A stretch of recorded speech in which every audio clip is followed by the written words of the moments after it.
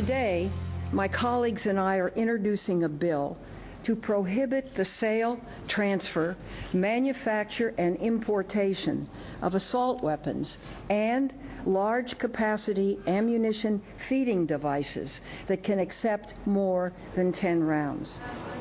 California Senator Dianne Feinstein's assault weapons ban would be more restrictive than the law that expired nearly a decade ago. I want to bring back Molly Ball, national political reporter for The Atlantic, Jonathan Allen, senior Washington correspondent for Politico. First of all, let me start with you, Molly. Does Senator Feinstein's bill have any chance of passage?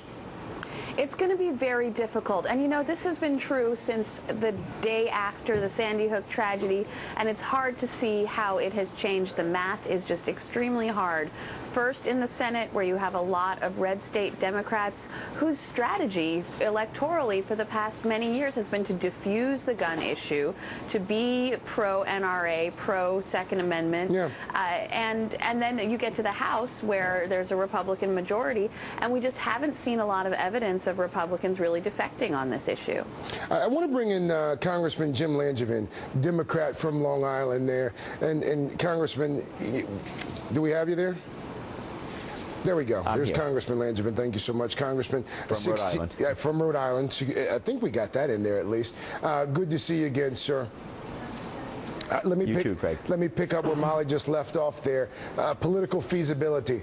Is there a chance here that the assault weapons ban gets passed? You know, it all comes down to whether the Speaker of the House is going to bring a bill to the floor.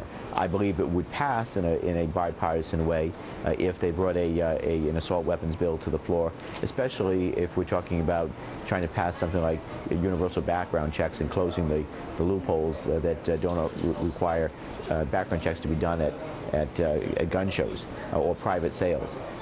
So we're going to keep the momentum going. We're going to try to put the pressure on to make sure that we do get a vote. I want to play something that Vice President Joe Biden said yesterday at this Google conference, this Google Hangout, a web conference. Take a listen. They account for a small percentage of the gun crimes in America. More people out there get shot with a Glock that has that has cartridges that you can have magazines that can put 2, 10, 8, 12, 15, 30 shells in it than from any assault weapon you see. Congressman, it sounds like Vice President Biden is backing away from the ban on assault rifles. Is there a chance that measure was offered up as a political sacrificial lamb of sorts? Is there a chance that a lot of folks knew that they had absolutely no way of getting that through, so they offered it up to be able to say, oh, you know what, we didn't get everything that we wanted?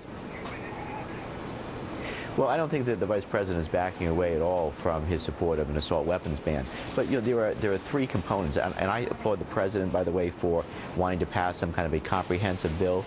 But, you know, the main three components I think that we'd most like to see is an assault weapons ban, also elimination of these multi-round gun clips that have 30 or 100 rounds of ammunition, and universal background checks, closing the background checks at gun shows or private sales.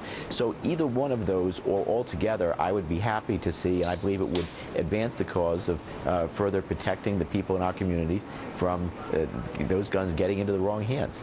So if we can at least focus on the things that we think that we can get passed and we get a vote, I think that we can see some bipartisan effort here.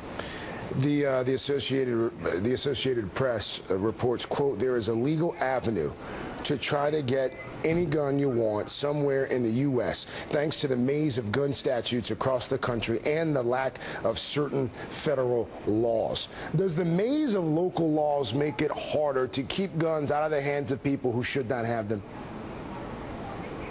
Sure, it does. I would agree that a patchwork approach, you know, depending on state by state, letting it be done at that level does leave great loopholes wide open that you could probably get any type of gun or multi-round extended gun clip that you wanted to get if it's just handled at the state level. That's why federal legislation is necessary.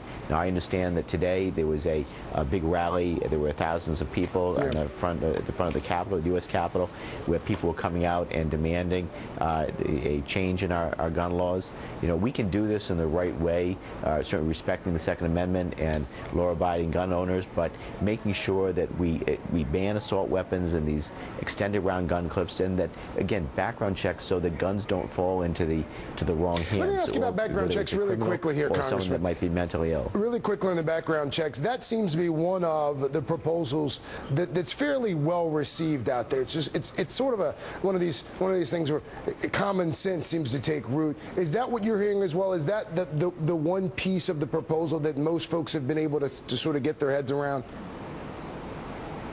Well, I certainly think that that's one of the things that the universal background check seems to have the broadest base of support. If you talk to the average person, and even many gun owners would agree that, yeah, if you're going to buy a weapon, if you have nothing to hide, then and you're in the category of people that can have a weapon, you should have no problem with having a background check. And this is about right now the public speaking out.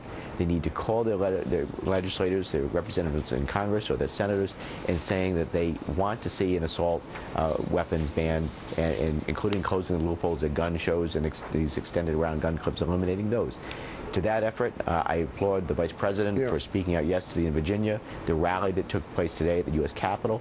I'm also trying to organize an effort along with my colleagues, Keith Ellison and also Carolyn McCarthy from New York. Sure. And we're trying to get people, the members of Congress, to offer their one State of the Union ticket to a member in their community who has been a victim of gun violence, or a family member who has lost someone to gun violence, having them in the gallery that night when the President gives the State of the Union message, where I know he's going to be talking about an assault weapons ban and closing these the loopholes at background checks at gun shows. He's going to be talking about the need to get guns out of the wrong hands and making sure that we're keeping our kids and our communities safe. So we're trying to do our part in every way possible to keep up the pressure of getting something done on this issue. The time is long since passed to act. Congressman, I'm sorry, I hate to cut you off. We're just out of time. Rhode Island Democrat Congressman Jim Langevin, thank you so much. Molly Ball of The Atlantic, Jonathan Allen of Politico. Thanks to all of you. Do appreciate your time.